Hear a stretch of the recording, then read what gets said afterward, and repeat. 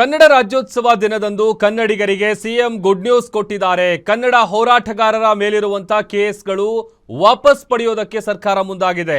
ರಾಜ್ಯೋತ್ಸವದ ಸಂಭ್ರಮದಲ್ಲಿ ಸಿಎಂ ಸಿದ್ದರಾಮಯ್ಯ ಅವರು ಈ ಘೋಷಣೆಯನ್ನ ಮಾಡಿದ್ದಾರೆ. ಇದು ಕನ್ನಡಿಗರಿಗೆ ಕೊಟ್ಟಂತಹ ಗುಡ್ ನ್ಯೂಸ್.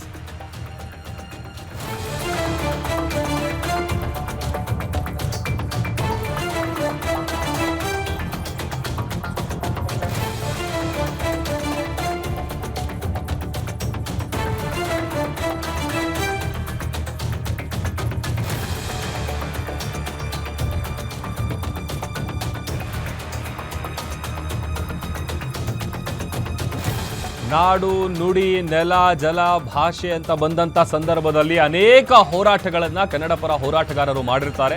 ಅಂಥ ಸಂದರ್ಭದಲ್ಲಿ ಒಂದಷ್ಟು ಕೇಸ್ಗಳು ಕೂಡ ಬಿದ್ದಿರೋದು ಸರ್ವೇ ಸಾಮಾನ್ಯ. ಈಗ ಕನ್ನಡ ಹೋರಾಟಗಾರರ ಮೇಲಿರುವಂಥ ಕೇಸ್ಗಳನ್ನು ವಾಪಸ್ ಪಡೆಯೋದಕ್ಕೆ ಸರ್ಕಾರ ಮುಂದಾಗಿದೆ. ರಾಜ್ಯೋತ್ಸವ ಸಂಭ್ರಮದಲ್ಲಿ ಸಿಎಂ ಸಿದ್ದರಾಮಯ್ಯ ಅವರು ಘೋಷಣೆ ಮಾಡಿದ್ದಾರೆ. ಇಲ್ಲಿನ ಗಾಳಿ ನೀರು ಆಹಾರ ಸೇವಿಸಿದ ಮೇಲೆ ನಾವೆಲ್ಲರೂ ಕೂಡ ಕನ್ನಡಿಗರು, ನಮ್ಮ ಜಲ ನಮ್ಮ ಭಾಷೆ ನಮ್ಮ ಗಡಿ ಅನ್ನೋ ಭಾವನೆ ಬರಬೇಕು. ಕನ್ನಡ ರಾಜ್ಯೋತ್ಸವ ಸಂಭ್ರಮದಲ್ಲಿ ಸಿಎಂ ಸಿದ್ದರಾಮಯ್ಯ ಅವರು ಈ ಹೇಳಿಕೆಯನ್ನ ಕೊಟ್ಟಿದ್ದಾರೆ.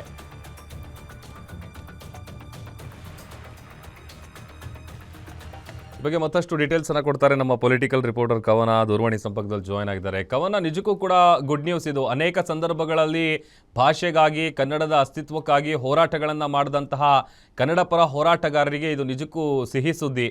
ಏನೆಲ್ಲ ವಿಚಾರ ಹೇಳಿದ್ರು ಮುಖ್ಯಮಂತ್ರಿಗಳು?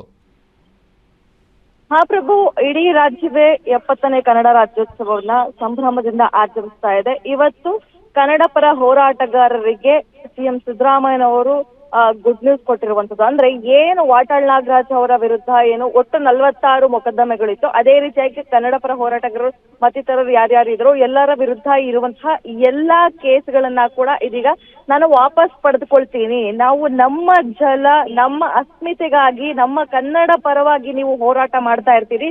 ಸೊ ಹೀಗಾಗಿ ಈ ಒಂದು ಕನ್ನಡ ರಾಜ್ಯೋತ್ಸವಕ್ಕೆ ನಿಮಗೆ ಇದು ಬಂಪರ್ ಗಿಫ್ಟ್ ಅನ್ನುವ ಮೂಲಕ ಇದೀಗ ಸಿಎಂ ಸಿದ್ದರಾಮಯ್ಯನವರು ಈ ಒಂದು ನಿರ್ಧಾರವನ್ನ ತೆಗೆದುಕೊಂಡಿರುವಂತದ್ದು. ಸೊ ಹೀಗಾಗಿ ಎಲ್ಲ ಕನ್ನಡ ಪರ ಹೋರಾಟಗಾರರು, ಯಾಕಂದ್ರೆ ಹಿಂದೆ ಸಾಕಷ್ಟು ಬಾರಿ ಸಿಎಂ ಸಿದ್ದರಾಮಯ್ಯನವ್ರಿಗೆ ಬೇರೆ ಬೇರೆ ಅಂದ್ರೆ ಮುಸ್ಲಿಂ ಪರವಾಗಿ ಮಾಡ್ತಾರೆ ಅಥವಾ ಅವರ ಕೇಸ್ಗಳನ್ನ ಹಿಂಪಡಿತಾರೆ ಅನ್ನುವಂತಹ ಆರೋಪಗಳನ್ನ ಮಾಡ್ತಾ ಇದ್ರು. ಕನ್ನಡ ಪರ ಇರೋದ್ರಿಂದ ಕನ್ನಡ ಪರ ಇರೋದಿಲ್ಲ ಅನ್ನುವಂತಹ ಆರೋಪವನ್ನ ಏನ್ ಮಾಡ್ತಾ ಇದ್ರು. ಇದೀಗ ಆ ಆರೋಪಕ್ಕೆ ಎಲ್ಲ ಅನ್ನುವಂತೆ ಇದೀಗ ಕನ್ನಡ ಪರ ಹೋರಾಟಗಾರರ ಕೇಸ್ಗಳನ್ನ ಕೂಡ ಹಿಂಪಡೆದಿರುವಂತದ್ದು. ಸಾಕಷ್ಟು ಎಲ್ಲಾ ಕನ್ನಡಿಗರಿಗೂ ಅದೇ ರೀತಿಯಾಗಿ ಅಲ್ಲಿದ್ದಂತಹ ವಾಟಾಳ್ ನಾಗರಾಜ್ ಅವ್ರಿಗೂ ಕೂಡ ಸಾಕಷ್ಟು ಸಂತೋಷ ಆಗಿರುವಂತದ್ದು. ಓಕೆ, ಥ್ಯಾಂಕ್ ಯು ಕವನ.